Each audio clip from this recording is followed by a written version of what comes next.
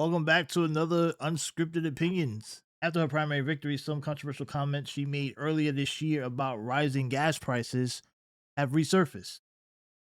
Tafoya had an excellent career covering the NFL, but being a great sideline reporter doesn't automatically mean you're prepared to represent working people in the United States Senate. Based on these comments that she made, politics may not be her strong suit. Now, Tafoya, I think right now, at least, just kind of keeping a stiff upper lip. Maybe you take one less trip to Starbucks, and so that gas goes a little further until this thing is over and these gas prices come back down again. Let's just try to be patriots about this. So she made these comments during a radio interview back in March. She was asked about affordability and rising gas prices connected to the war in Iran. She acknowledged that people were frustrated and struggling. Then she offered that advice. That was her advice that she offered. Even if Tafoya truly believes Americans should make sacrifices during a war, this was a terrible way to communicate that message. Telling struggling people to skip Starbucks makes it sound as if their financial problems come from buying expensive coffee. Some people already skip Starbucks. They skip restaurants, entertainment, and other unnecessary expenses because they're trying to afford rent, groceries, medicine, and gasoline. So, what was your first reaction in the comments when you heard these comments? And why is she asking Americans to make a reasonable sacrifice? Do you think that sacrifice is reasonable? Are you even a Starbucks drinker? Let me know in the comments. I don't drink that garbage. Starbucks sucks. Tastes like ass. I haven't had a Starbucks for probably like 15 years. It's overrated sugar. It's nothing but a big old cup of sugar. The biggest question I have was simple. Who exactly was she talking to, though? Let's be honest. Because most people don't buy Starbucks, especially people who are struggling day to day are not out buying Starbucks. Tafoya's advice might apply to a small group of people who regularly spend money at Starbucks, but it doesn't reflect the reality of every American struggling with higher gas prices. Someone earning less than $30,000 per year may already have eliminated unnecessary spending. That person could be trying to get to work every day. They may need to drive their children to school or childcare. They could also be dealing with the reduced food assistance, expensive groceries, medical bills, and raising rent. They can't simply stop driving. Tafoya wasn't speaking to the worker who is already living paycheck to paycheck. She appeared to be speaking to a comfortable middle class or upper middle class audience that still has optional spending to reduce. That tells us something about the people she understands and the voters she may be prioritizing. All right? So, this is part of the larger problem with how politicians discuss affordability. Big time. Politicians blaming personal spending. When people complain about rising living costs, politicians frequently respond by focusing on individual spending decisions. They tell people to stop buying coffee, cancel subscriptions, eat less, eat out less, or manage their budgets more carefully. Those suggestions ignore major expenses people can't easily avoid, including housing, transportation, childcare, food, utilities, and healthcare. Politicians use these examples because it shifts responsibility away from government policy. Instead of expanding how they plan to lower costs, they tell ordinary people to sacrifice more. That's an easy answer for someone who doesn't have to choose between filling a gas tank and buying groceries. So, audience, are people struggling today because they spend too much on coffee? Why do politicians focus on small personal purchases instead of major living expenses? And what should Tafoya have proposed to reduce gasoline prices?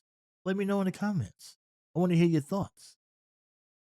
Tafoya also connected these sacrifices to patriotism. That creates another problem. Using patriotism to defend higher prices? Give me a fucking break. Tafoya asked Americans to keep a stiff upper lip and be patriots until the war ended and gasoline prices came back down. Her argument was that Americans should accept some financial pain while American service members risk their lives overseas. Supporting service members and questioning the economic effects of a war are not mutually exclusive. You can respect the troops while asking whether the war is necessary. how long it will last, what it will cost, and why working families must absorb the financial consequences. Calling for patriotism shouldn't be used to shut down legitimate questions about government policy. It's also easy for politicians to ask other people to sacrifice when those politicians aren't experiencing the same financial pressure. So, I ask you, the audience, is accepting higher gasoline prices a patriotic responsibility during wartime? Can you support American troops while opposing the war? And when politicians ask for sacrifice, should they explain the strategy and expected costs? Let me know in the comments what your thoughts is, what your answers are. Even if Tafoya believed every word she said, saying it publicly was a major political mistake. A bad general election. Tafoya is no longer speaking only to Republican primary voters.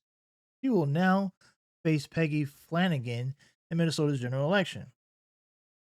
Democrats can use the Starbucks comment to portray Tafoya as disconnected from working class voters, which exactly is what they should do and probably will do. This is the type of comment that could come back and bite a candidate in November. Even if she believes people should make temporary sacrifices, telling voters to skip Starbucks is politically careless. It reduces a serious affordability problem to a coffee purchase. Candidate in the United States Senate should understand how that message will sound to people who are already struggling. The audience, I ask you, could these comments cost Tafoya votes in November? Will working class voters remember this statement? How can Tafoya explain or correct what she said? And that brings me to my overall opinion of her candidacy.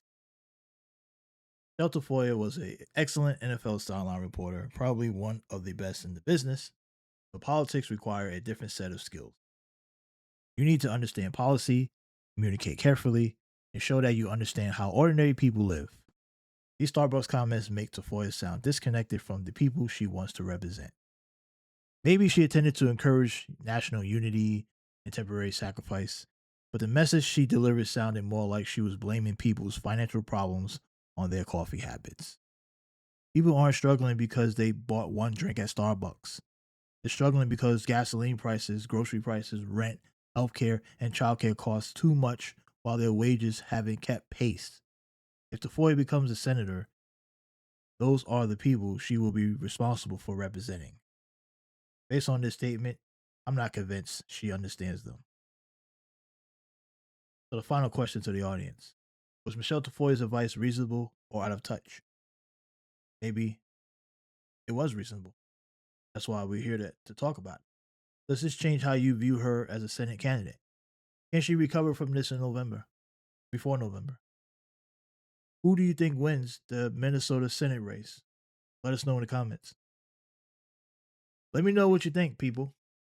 Was Tafoya asking Americans to make a patriotic sacrifice, or did she reveal how disconnected she is from the people struggling the most? Guess we'll find out in November.